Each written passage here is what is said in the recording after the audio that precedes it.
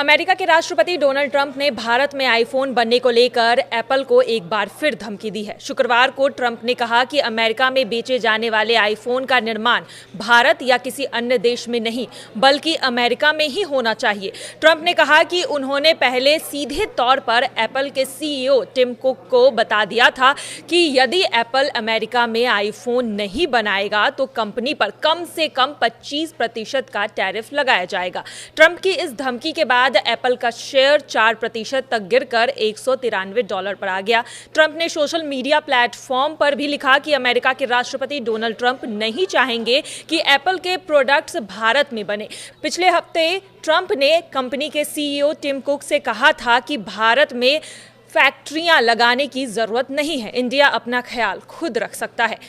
Apple के CEO के साथ हुई इस बातचीत की जानकारी ट्रंप ने गुरुवार 15 मई को कतर की राजधानी दोहा में बिजनेस लीडर्स के साथ कार्यक्रम में दी थी। उन्होंने कहा था कि एप्पल को अब अमेरिका में ही अपने प्रोडक्शन को बढ़ावा देना चाहिए, भारत अपना ख्याल खुद रख लेगा।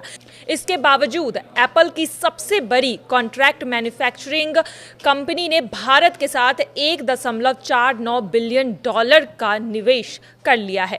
आपको बता दें कि फॉक्सकॉन ने अपने सिंगापुर यूनिट के जरिए बीते 5 दिनों में तमिलनाडु के युजहान टेक्नोलॉजी, जो कि इंडिया की ही एक कंपनी है, प्राइवेट लिमिटेड कंपनी है, इसमें निवेश किया है। एप्पल के सीईओ टिम कुक ने हाल ही में दिए गए एक इंटरव्यू में बताया था कि अमेरिकी बाजार में बिकने वाले 50% आईफोन भारत में ही बन रहे हैं। कुक ने कहा था कि भारत अप्रैल-जून तिमाही में अमेरिका में बनने वाले आईफोन्स का कंट्री ऑफ ओरिजिन बन जाएगा।